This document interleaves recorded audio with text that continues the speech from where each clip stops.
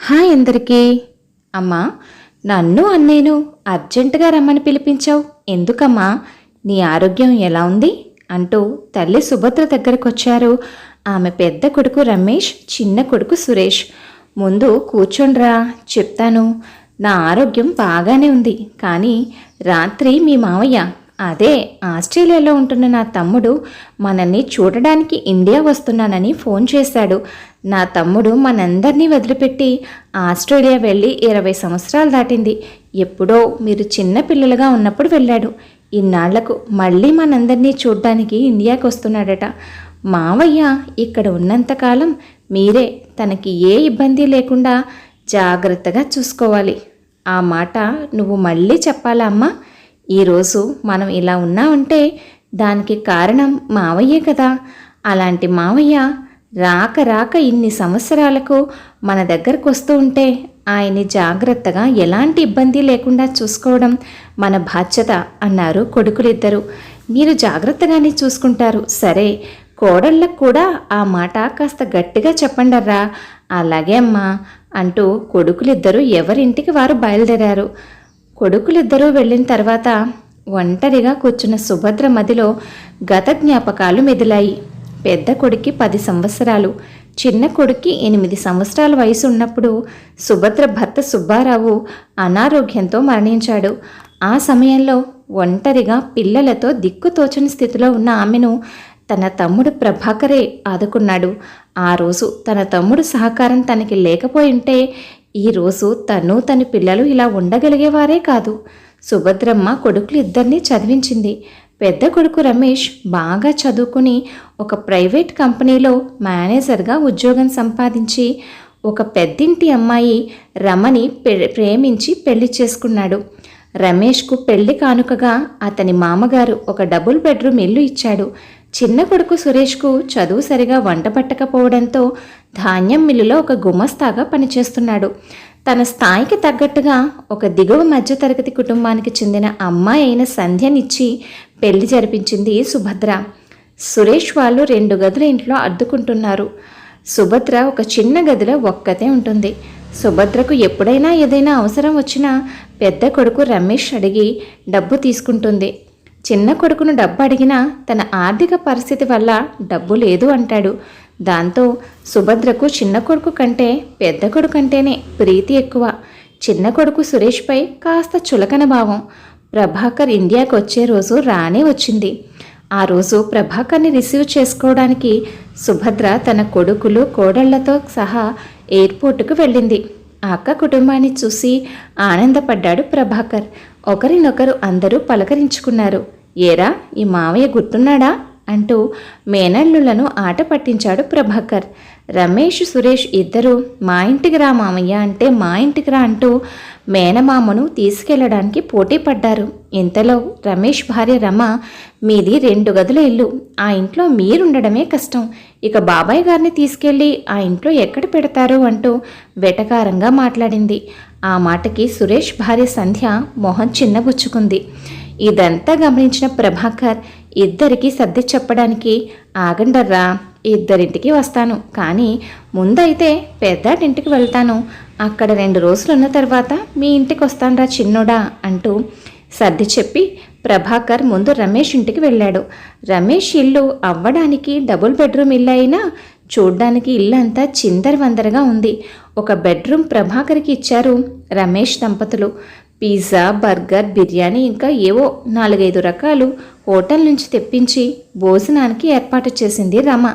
రండి బాబాయ్ గారు, మీకు ఈ వంటలు అయితేనే నచ్చుతాయని హోటల్ నుంచి మరీ తెప్పించాను అంటూ అన్నీ వడ్డించింది. రోజు తినే ఆహార పదార్థాలే, ఏదో తిన్నాను అనిపించి తిని పైకి లేచాడు ప్రభాకర్. అలా 2 రోజులు గడిచాయి. ఒకరోజు రాత్రి మంచినీళ్ల కోసమని హాల్లోకి వచ్చిన ప్రభాకర్కు రమేష్, రమలు మాట్లాడుకునే మాటలు చెవిన పడ్డాయి. ఏవండి, మీ మావయ్య ఇంకా ఇక్కడ ఎన్ని రోజులుంటాడో తెలీదు రమా. ఏమోనండి, ఆయన ఇక్కడ ఉండడం నాకు ఎందుకో ఇబ్బందిగా ఉంది.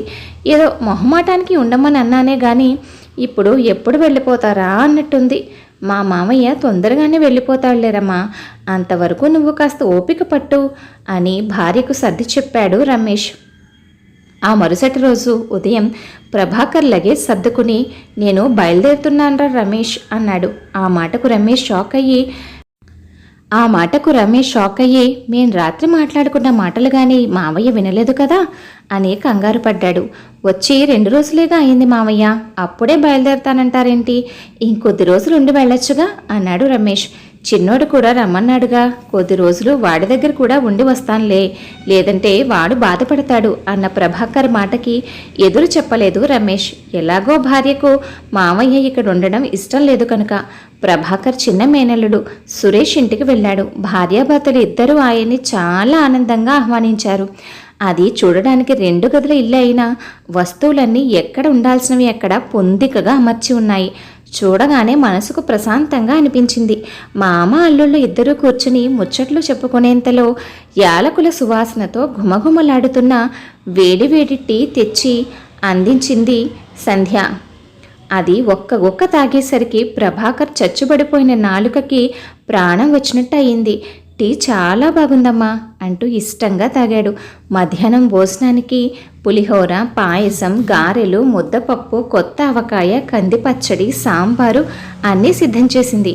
ప్రభాకర్ని భోజనానికి కూర్చోబెట్టి అరిటాకులో భార్యాభర్తలు ఇద్దరూ ప్రేమగా ఆయనకు వడ్డిస్తూ ఉంటే తృప్తిగా చాలా ఇష్టంగా తిన్నాడు. చాలా సంవత్సరాల తర్వాత నీ చేతి భోజనం నాకు మా అమ్మని గుర్తుకు చేసిందమ్మా. ఇవన్నీ నాకు ఎంతో ఇష్టం తెలుసు బాబాయ్. అత్తయ్యను మీకు ఏమి ఇష్టమో అడిగి తెలుసుకునే ఉండాను అంది నవ్వుతూ సంధ్య. అలా 4 రోజులు గడిచాయి. సతీష్ సంధ్యలు వాళ్ళ పడక గదిని ప్రభాకర్కి కేటాయించి వారు ముందు గదిలో పడుకున్నారు. ఒకరోజు రాత్రి సతీష్ సంధ్యతో మా మామయ్య ఇక్కడ ఉన్నన్ని రోజులు ఆయనకు ఏ ఇబ్బంది లేకుండా చూసుకోవాలి అన్నాడు.